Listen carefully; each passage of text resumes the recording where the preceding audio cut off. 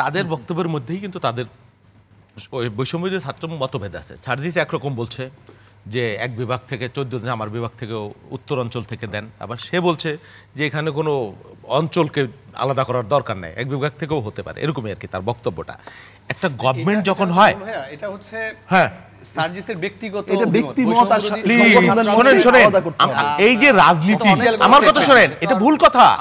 আপনি যখন প্রতিনিধিত্ব করবেন একটা প্ল্যাটফর্মের, তখন প্ল্যাটফর্মের দায়। আমি যদি আজকে একটা বক্তব্য দিয়ে কই যে শেখ হাসিনাকে দেশে আনতে হবে, তাকে প্রত্যাহার করে ভুল হয়েছে, এটা কি আপনি বলবেন যে এটা আমার ব্যক্তিগত মত, এই বিএনপিকে দায় নিতে হয় না? হয়, এটা হলো নিয়ম। যখন সংগঠন, আপনি ব্যক্তি নাই, আপনি যেখানে প্রতিনিধিত্ব করছেন একটা সংগঠনের প্রতিনিধি, একটা প্ল্যাটফর্মের প্রতিনিধি, সুতরাং আপনাকে মেপে মেপে কথা বলতে হবে। আপনি যেটা বলবেন মানুষ ধরে নেবে যে এটা আপনার বক্তব্য।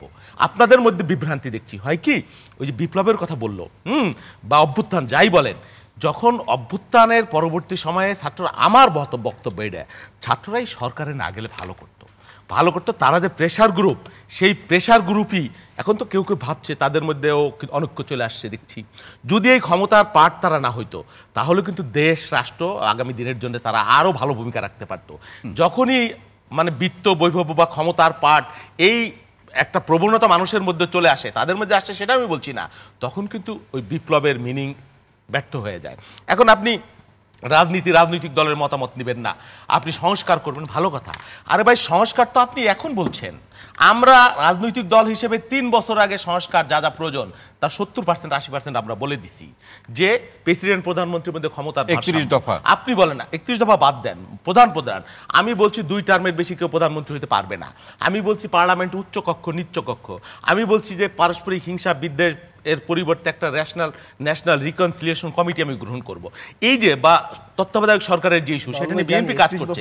পার্মানেন্ট তত্ত্বাবধায়ক সরকার ব্যবস্থা কিভাবে পঞ্চদশ সংশোধনী বাতিল করে, এর বাইরেও সংস্কার আছে নিশ্চয়ই। আপনি বলছেন এই সংস্কার তো বিএনপি বলছে, আপনি বলেন পরপর 2 টার্মের বেশি প্রধানমন্ত্রী হতে পারবে না। তাহলে এই সরকার কি কোনো সংস্কার করবে না? আমি বলছি করবে, হ্যাঁ করবে, অবশ্যই করবে, কেন করবে না? আমি বলছি 2 টার্মের বেশি প্রধানমন্ত্রী, বিএনপির হাত পা বেঁধে দিচ্ছে না। আপনি দেখেন BNP as a political party কোনো পোস্টার ব্যানার আমরা উৎঘাটন করেছি, এই হুন্ডা মহড়া চলছে না। তারেক রহমান আমার পার্টির ভারপ্রাপ্ত চেয়ারম্যান, তার জন্মদিন 20 তারিখে পার্টির পক্ষ থেকে ঘোষণা দেওয়া হয়েছে যে কোনো জন্মদিনের উৎসব হবে না। তো এই পার্টি, এটাও তো একটা সংস্কারের অংশ। তো এই বিএনপিকে আপনি ভালো না বেশে আপনি যদি কোন যে সংস্কার, সব কি সংস্কার করবেন? আপনি বলেন সংস্কার করতে 50 বছর লাগবে, 50 বছর, 25 বছর লাগবে। কোথায় সংস্কার করতে লাগবে জানেন? আপনি তো সংস্কারের কোনো রোডম্যাপই দিচ্ছেন না যে আপনি এই জায়গায় সংস্কার। কমিশন গঠন কি কোনো রোডম্যাপ নয়? বিশ্ববিদ্যালয় কমিশন গঠন কি কোনো রোডম্যাপ নয়?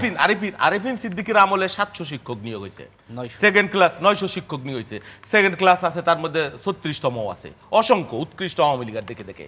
তো এগুলোকে আপনি বাতিল করতে পারবেন?